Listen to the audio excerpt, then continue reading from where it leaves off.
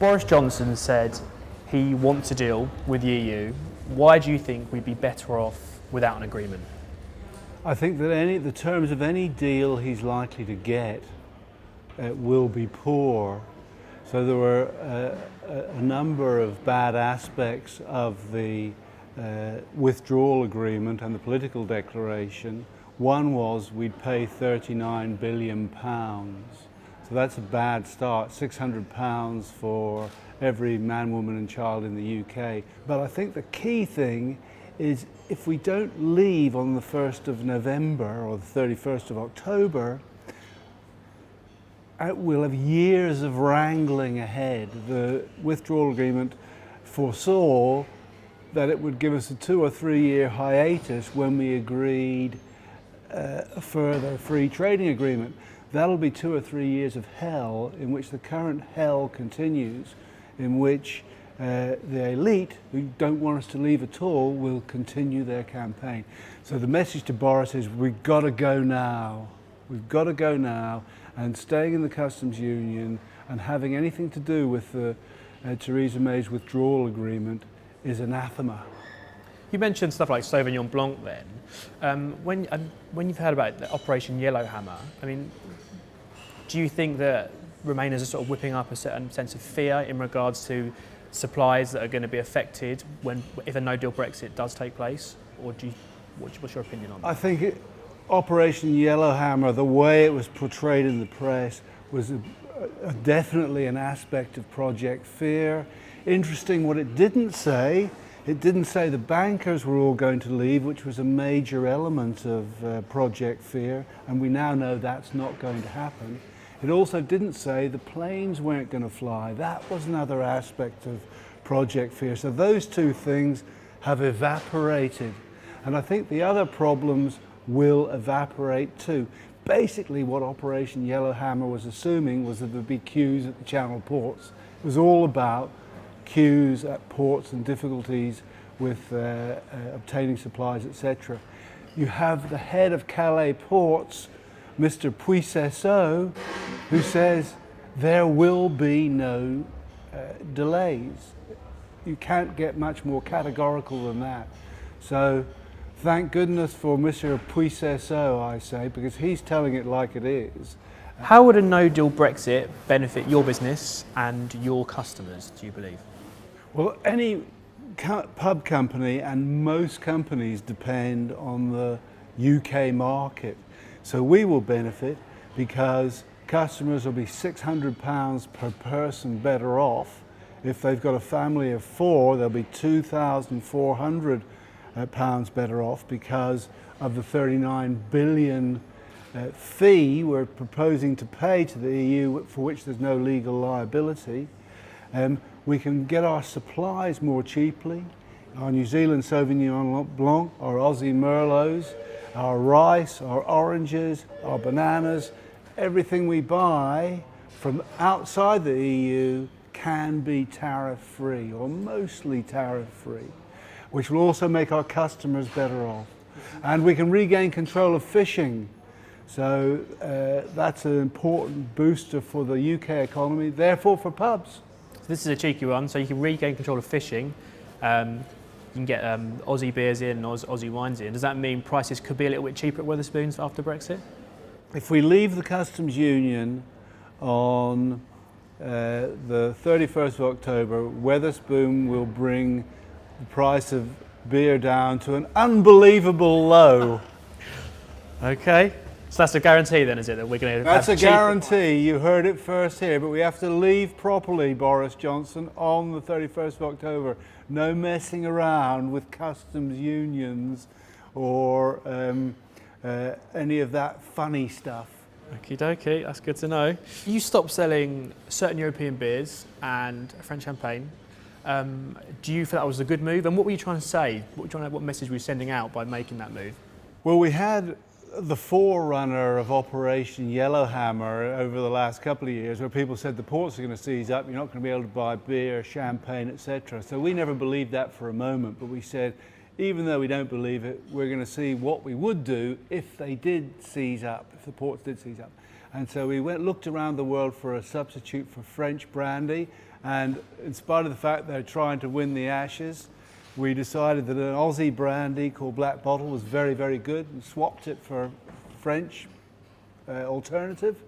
And we took a herbal liqueur from Germany called Jägermeister and swapped it for Striker from the rolling hills of Chorley. And French champagne we switched for English sparkling wine. So those are the things we did. It's been very successful. They're selling very well. Our trade's been good, as people who follow pubs will know.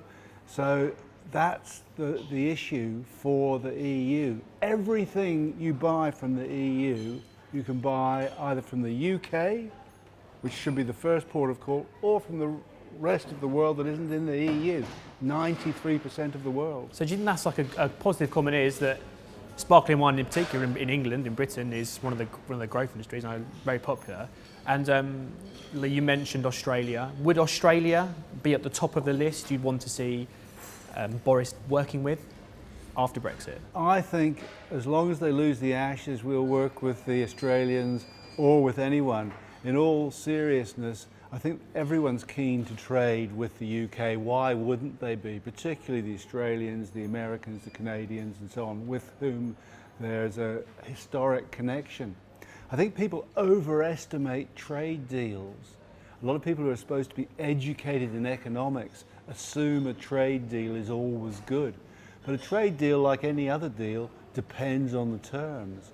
A lot of publicans in the UK have got in tremendous trouble because they've signed a big trade deal, in effect, with one of the big pub owners, but it's been a bad deal. We haven't. We've remained free of tie. So free of tie, free trade, I think, is where it's at. Yes, you can do mini deals here and there with countries over not charging each other tariffs and so on, but don't get too hung up about a free trade deal. It's a false presumption in the press at the moment and among many people who should know better that you must have a deal. What do you think Boris Johnson needs to achieve in his first year to be a success as PM of this country? I think what Boris Johnson knows he needs to do is to leave the EU, and after that he probably needs to win an election. Do you think he can do that? Do you think he can defeat a Jeremy Corbyn challenge? You've previously called him a winner. Yeah, I think he is a winner. I think, I mean, I've been a supporter of the Brexit party in the past, because when the Conservatives failed to deliver Brexit, they worked extremely hard to correct the imbalance. So I think we have to have regard to that. But having said that, I think Boris is a winner. He was elected Mayor of London twice. He was a successful magazine editor, successful journalist. So, and his start as Prime Minister has been good. The main thing he mustn't do is become seduced by the Europhiliac Remainers in his own party, who are very powerful. So you said you voted Brexit previously. Is Boris Johnson enough to bring you back into the Tory party? I don't know. I feel myself a neutral. I think the Brexit party did a fantastic job. They've got a very difficult job now because they've lined up lots of candidates, and they have to not think that it'll all get taken away according to what someone else does. So I'm neutral on that. I like Boris. I think Richard Tice, John Longworth, Anne Widdecombe and the others in the Brexit party have done a most magnificent job. So at the moment you're not sure who you'd vote for in a general election? I'm not sure. Everyone's waiting to see what happens on the 31st of October. What do you think is the biggest threat to Brexit at the moment for Boris Johnson? I think the biggest threat, oddly enough, are what I call the Oxbridge Remainers. They're in very powerful positions in business. They're in very powerful positions in the Conservative Party. Theresa May was one, and she surrounded herself with the Lidingtons and Gawks and Hammonds, who are also of that ilk. And the Labour Party is full of them, the Hilary Benns, the Emily Thornberrys, etc. They run the Financial Times. They are religiously intent on staying in the EU. I don't know why it's like that, but they're the biggest danger to the restoration of democracy in the UK as I see it. If Wetherspoons customers were concerned about Brexit, what would be the message that you would send to them as we head towards October the 31st?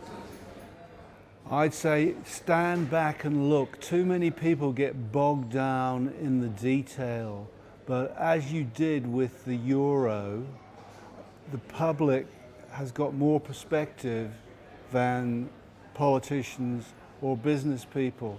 And if you look around the world at what countries are successful, it's those which have the most democracy.